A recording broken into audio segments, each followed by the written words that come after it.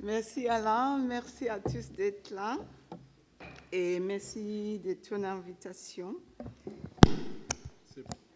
Quand j'ai reçu l'invitation, je n'ai pas hésité longtemps sur le sujet car en 2014, la revue de Deux Mondes qui préparait un spécial sur l'Afrique pour le mois de septembre donc 2014 m'a demandé un essai sur la femme africaine. Tout de suite, je me suis dit, voilà une opportunité pour chercher le pourquoi qui me taraudait depuis longtemps. Voilà une opportunité pour aller en coup. Et pour une fois, pas que dans la salle de bain ou dans ma voiture.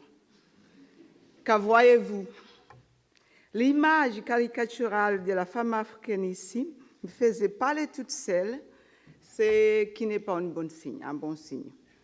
Bref, donc avant de venir en France, j'étais tout simplement une femme.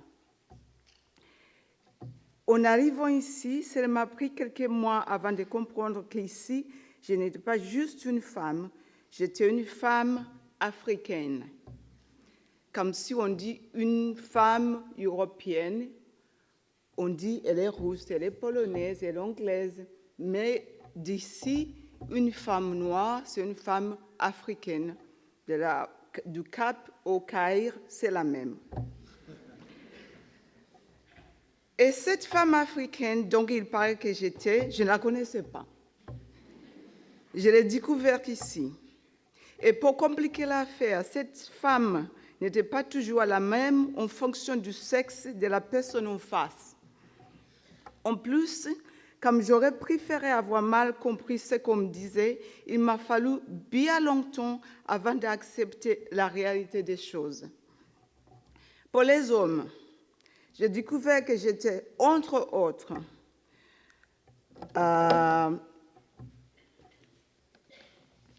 une chaude lapine, excusez-moi, mais c'était ça. Au début, je ne savais même pas ce que c'était une chaude lapine. Donc, vous comprenez, parce que je suis anglophone, donc mon français, c'était un petit peu... OK. Et j'étais une grande danseuse qui savait remuer son derrière et surtout qui revenait tout le temps une gazelle. Et ceci était toujours qualifié avec l'adjectif africaine, qui me laissait penser qu'il y avait des gazelles européennes, des gazelles asiatiques et je ne sais pas, Antarctica. Aussi, cette femme africaine que j'étais supposée être était très active sexuellement. Au début, comme je ne comprenais pas tout ce qu'on me disait, mon français qui laissait beaucoup à désirer, j'ai caché mon confusion dans un sourire plus ou moins concon. Vous savez, une tactique que j'ai utilisée quand je ne comprenais pas ce qu'on on me disait et je ne pouvais plus conduire des pardons, qu'est-ce que vous avez dit, répéter. Mais cette astuce s'est révélée malheureusement préjudiciable à moi. Un exemple, c'est un lundi et j'arrive à l'école primaire pour déposer mes deux enfants. Il y a un monsieur, on va l'appeler monsieur Jaco, dont le travail est de balayer le cours intérieur-extérieur de l'école. Nos deux filles sont dans la même classe et nous habitons dans la même rue. Donc, des fois, les enfants rentrent ensemble. Donc, je lui dis bonjour et nous sommes en train d'échanger les banalités du lundi matin quand M. Dupont, parent et professeur de judo, arrive avec sa fille et sans crier guerre, silence. Attention, ma gazelle. Et c'est la première fois qu'il m'adressait la parole. Ne te fais pas embobiner par ce magouillat de Jaco. C'est un bon à rien. Reste avec moi et tu iras loin. Moi, je t'amène au ciel. Et je parle du 7e, tu as compris? Et moi, un peu déboussolée, je me mets mon déguisement du sourire béat parce que je ne comprends pas trop et je ne vais même pas comprendre ce qu'elle vient de dire parce que ce n'est pas possible. Donc, je regarde un petit peu béat comme ça et lui, il continue. Ah, l'allumage, regarde là. Il fait semblant de ne rien comprendre. Mais je vous assure, c'est des choses à magasin africaine. Et tout ceci à haute voix, dans le parking juste devant l'école, et accompagné par des gestes très précis, au bout de tout le monde, et mes enfants et sa femme comprises. Notre conversation polée avec M. Jacot s'arrêtait là et il s'est mis à balayer vigoureusement et moi, je me suis éclipsée dans ma voiture au plus vite, en colère contre moi-même, car je m'étais laissé faire et avec honte, car je venais de jouer les complices. Et j'ai su que dorénavant, sa femme allait être son modo parce qu'elle était là, elle n'a pas trouvé ça rigolo du tout. Donc là, on dit maman au secours, je ne le connais même pas, et puis on se posait beaucoup de questions. Mais avec mon concert, il était guère mieux. Quand c'était positif, j'étais nounou ou femme de ménage. Oh, j'ai toujours rêvé d'avoir une nounou africaine pour mes filles et toi, Lucie. Oh, tu es toujours tellement souriante que j'aurais bien aimé t'avoir comme nounou. Je suis sûre que mes filles seront plus contentes avec toi. Quand j'ai mis une annonce pour une nounou, j'ai vu écrire Madame Voula. J'ai cru que c'était une Africaine, mais elle est française. C'est son mari qui est africain. Oh, je me suis fait avoir. Ou, ma copine cherche une femme de ménage, ça t'intéresse? Et puis, il y a des pseudo-intellectuels très experts autodéclarés des femmes africaines. Ceux-ci pouvaient être hommes ou femmes et les méthodes pouvaient être, souvent sont très scientifiques. Comme le monsieur qui déclare au cours d'un dîner où on était invité, il a été prouvé que les Africains sont aussi intelligents que n'importe qui, n'est-ce pas, Lucie? J'étais la seule noire. Où il y a la gentille femme, il y a 10 ans, je faisais du volontariat donc, chez Artisans du Monde, donc je tenais la boutique tous les mardis. Il y a une dame à la cinquantaine, assez babacool, souriante, qui rentre. Et tout de suite, elle me dit « Oh, je suis ravie de vous voir, je viens de passer 15 jours en vacances avec des Burkinabés. Oh, je suis ravie de vous voir. » Et moi, je suis un peu surprise pourquoi elle est ravie, mais le client est toujours roi, donc j'ai fait la sourire. Maintenant, je connais les secrets des femmes africaines. Vous avez la chair assez faible, n'est-ce pas? Et les seins qui se tient à doigt. Ah bon? Je vous admire. Ça alors, une femme blanche qui admire une femme noire, pourquoi pas? Je vous envie même, car vous ne montrez pas vos âges. Moi aussi, j'aimerais bien rester jeune. Bon, ok. Et puis, ça continue. Regardez-moi, regardez ma peau toute blanche, oh, toute fade. Et mes fesses, regarde-le, ça tombe. Pas comme chez vous. Je la regarde, mais dans ma tête défilent les tantes, les grandes-mères que je connaissais de chez moi, qui avaient ce qu'on appelle en anglais des Michelin tires, les pneus Michelin, avec des sangs qui tombaient, sans soutien-gorge jusqu'au genou. Bon, j'exagère un petit peu. Mais la dame insiste et ses mains sont plus en plus près de mes seins. Donc, je recule un petit peu. Mais elle a quand même fini par tapoter mes fesses. Je ne comprenais pas cette définition de la femme africaine et la grande question que je me posais était toujours « Mais pourquoi sont-ils si obsédés par mon corps et ma sexualité ?» Et grâce à la demande des revues de Deux Mondes, j'en finis par trouver quelques réponses et j'ai trouvé que le coupable, à mon avis, c'est la littérature et les arts coloniaux. Que je suis bête aussi, moi. Comment cela se fait que j'ai lu toute cette littérature sans me rendre compte que cela fut la seule source d'information sur l'Afrique pour beaucoup des Européens, sinon le monde entier. La première littérature sur l'Afrique fut écrite pour la plupart par les colonialistes du sexe masculin. Il fallait se justifier, donc les colonialistes étaient en Afrique pour civiliser les sauvages et l'Église pour les apporter le Seigneur. Et puis, il ne faut pas oublier aussi que la plupart des hommes qui sont allés en Afrique étaient des aventuriers, en général célibataires, et ceux qui étaient mariés, les avaient épousés en Europe. Donc, pour se soulager, comme on disait, se soulager, n'est-ce pas, parce qu'on est en souffrance, ces hommes se rabattaient sur les femmes africaines, une proie facile, parce qu'il est un maître quand même. Donc, et on a dit des fois sur les animaux aussi, mais bon, je dis ça, je dis rien. Le gouvernement français fermait les yeux, mais il était compris qu'on ne ramenait pas ces indigènes, ces époux indigènes, et les abattait au pays. Dans l'Afrique anglophone, d'où je viens, pour écarter les fléaux, le sexe entre noirs et blancs fut tout simplement interdit. On l'appelait le péril noir. Donc, il ne fallait pas encourager. Donc, ça a été le grand de l'apartheid en Afrique du Sud, au Zimbabwe. C'était pour éviter ça. Je me suis alors remis à relire cette littérature coloniale, mais avec un œil différent. Donc, au voyage au bout de la nuit de Céline, au cœur des ténèbres, Conrad, la femme en Afrique de Blixen, une femme pourtant, Tintin au Congo, DG, il au trésor de Stevenson et j'en passe.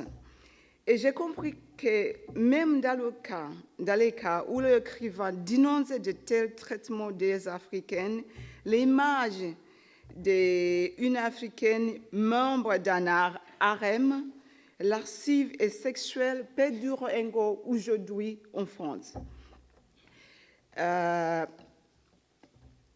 Et comme si cela ne suffisait pas, les peintres de l'époque ont aussi propagé cette image. Delacroix, avec sa femme d'Alger, je ne sais pas si vous connaissez le tableau, si vous ne connaissez pas, ça vaut le coup. Jacques Majorelle et ses beautés noires, où modèle nous allongeait une femme noire à ses côtés, mais les deux femmes étaient noires, mais bon, l'autre était plus foncé.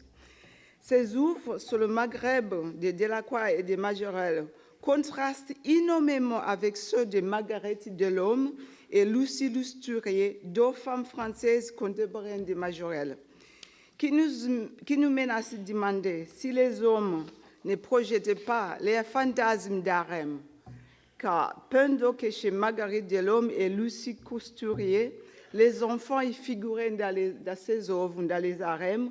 Chez les hommes, il n'y avait pas d'enfants. C'était que des femmes assises dans des positions qui, bon, ça ne laissait pas beaucoup à l'imagination. Et malheureusement, c'est les œuvres des hommes qui ornent les musées et c'est la littérature qu'on a lue dans le monde entier. Donc, mais pourquoi cette littérature dans les musées? C'est tout simplement parce que les écrivains ou peintres femmes n'avaient pas le même accès à la publication. Il n'y avait pas beaucoup de femmes écrivains européens. Et puis, dans les salons, on pouvait pas, les femmes ne pouvaient pas, on connaît tous l'histoire de Camille Claudel, qui est ses œuvres passées par Rodin.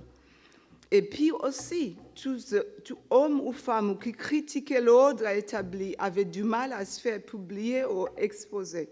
Il y a une dame qui s'appelle Denise Savignon qui s'est fait accuser de ne pas être solidaire avec la mère patrie. Donc, bien sûr, elle condamnait ce qui se passait dans les colonies, mais elle ne pouvait publier nulle part parce que ce n'était pas l'image qu'on voulait donner. Mais bon, d'accord, mais pourquoi cette obsession de la sexualité de la femme africaine? Parce qu'on l'a prêté la réputation d'une envoûteuse qui séduisait les pauvres hommes perdus dans le jungle. Parce qu'il fallait quand même trouver une explication pourquoi ces hommes blancs supérieurs allaient coucher avec les femmes noires. En plus, elle était censée être porteuse des maladies vénériennes que les hommes finissaient par passer à la gentille épouse chrétienne ici. Dans Out of Africa, on voit le baronne von Blixen repartir à se faire soigner de syphilis et rentre en Europe pour se faire soigner. Et on nous fait comprendre que la maladie venait de la maîtresse africaine de son mari. Et donc, l'épouse colonialiste ici craignait aussi cette madone africaine qui séduisait son mari et puis qui lui donnait des maladies qu'il ramenait avec lui.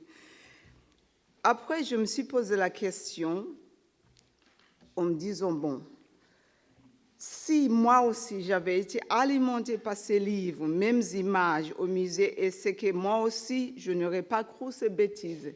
Donc, je commence à comprendre pourquoi il y avait cette image, parce qu'il n'y avait que ça comme littérature. Quand, après la mort de Sarah Baartman, la dite Vénus Hottentote, Georges Cuvier l'a disséqué et publié un rapport scientifique qui a beaucoup insisté sur ces mensurations de ces parties génitales. Ça a beaucoup excité le monde occidental. Et on ne s'est pas trop posé la question pourquoi cette femme, on l'a ramenée ici. Parce que l'image de la femme africaine aux grosses fesses, ça perdure encore. Parce que la raison pourquoi on l'a ramenée ici, c'est que cette femme, elle était handicapée. Donc on l'a achetée, on l'a exhibée dans les foires. On disait, voilà une femme africaine. Il y a des gens qui venaient la regarder, et c'était ça l'image de la femme africaine. Et puis après, on l'a disséquée, ce savon pour dire, oh non, elle n'était pas très intelligente. Elle avait la même intelligence qu'un singe. Mais toutes les femmes africaines, on a resté avec cette image-là. Donc, et puis, ça a été publié comme scientifique. Et puis, il ne faut pas oublier non plus que son corps a été exposé au musée d'Homme jusqu'à les années 70 en France. Donc, peut-être moi aussi, j'aurais eu cette image. Donc, à tous les écrivains, à tous les philosophes, à nous tous, il y a du travail sur la planche. À nous tous d'écrire et peut-être de réécrire l'Afrique. Et nous, les femmes, nous n'avons plus d'excuses. Nos grandes sœurs, les Doris Lessing, Mariam Abba, Ken Bougoul, dont tu parlais, et les autres nous ont ouvert les portes. Et contrairement à Denis Sauvineux et compagnie, nous sommes épaulés par une génération des hommes qui nous soutient. Allez, aux âmes, à nos stylos, à nos ordinateurs. Il faut comprendre, ou faire comprendre que l'Africaine n'est pas toujours à la nounou ou la femme de ménage, et n'est pas toujours à la pauvre troisième épouse. Ces enfants n'ont pas de problème à l'école. Et non, ces trois enfants n'ont pas six pères. Et pour conclure, arrêtez de la tutoyer, arrêtez de l'appeler ma blonde, ma gazelle ou autre sobriquet à la con. Et même si elle est célibataire, tout va bien. Elle ne cherche pas. Il se fait que ceci est son choix. Elle a choisi ça. Et oui, des fois, une Africaine est une écrivaine. Merci à tous.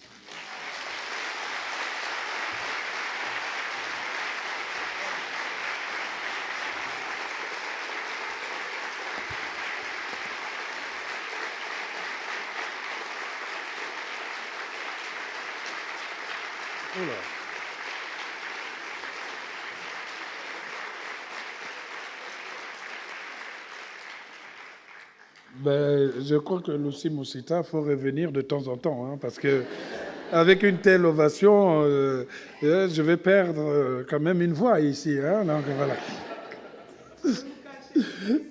Voilà, tout à fait. Mais je pense que ce qui est intéressant, c'est que son intervention rentre un peu dans l'esprit de toutes les leçons que nous avons faites ici. Hein, c'est dans le but de combattre ces préjugés, dans le but un peu de réinstaurer un vrai dialogue, un vrai regard sur nos civilisations et que nous ne nous laissons pas emporter justement par ces préjugés. Hein. Les gazelles, ce sont des gazelles, ce n'est pas forcément ce qu'on pense. Donc je crois que ces expressions qui sont tirées justement de ce lexique, hein, la littérature, presque des expéditions africaines ou la littérature coloniale, sont parfois les derniers ingrédients qui peuvent nous aider à comprendre si les gens sont ouverts ou s'ils sont fermés, ou bien si tout le temps ils portent le voile d'une inconscience habitée par la nostalgie de ces temps passés. Cette nostalgie aussi me permet de vous présenter nos deux invités qui viennent d'arriver, Dieudonné Niangona et Armand Gauze, le Congo-Brazzaville et la Côte d'Ivoire, après qu'on a traversé le Zimbabwe, le Togo avec Sami Tchak. Vous voyez que c'est un panel panafricain. Le seul bis qu'il y a là, c'est qu'il y a 2 Congolais ici, donc moi-même et Dieudonné Niangona, mais le modérateur ne compte jamais sur un panel, il est simplement celui qui relaie. Donc vous savez que le temps va nous être compté, mais on va essayer de faire le maximum pour qu'il y ait plus de tolérance que de frustration. J'avais déjà modifié l'ordre de votre arrivée. Donc, au pif, je me suis dit, est-ce que je commence par le dramaturge et écrivain ou l'artiste, photographe et écrivain? Les deux font les arts qui consistent aussi à jouer sur le corps. Certains les fixent par la photographie, du côté de Gauze, d'autres du côté de la Seine. Pas la Seine, le fleuve ou quoi là, mais je parle de la Seine dans la dramaturgie, bien sûr. Eh bien, je vais suivre ce qui était donné. On va, puisque la littérature, même dans ses préjugés, va plus du côté des rêves de Kong, de Bigger, de chez Armand Gauze. Pour lui, la littérature qui inscrit le regard même sur l'écrivain n'exclut pas une prise en compte de l'histoire. C'est ce que donc il nous illustrera ici, si je retrouve mon vrai papier. Voilà.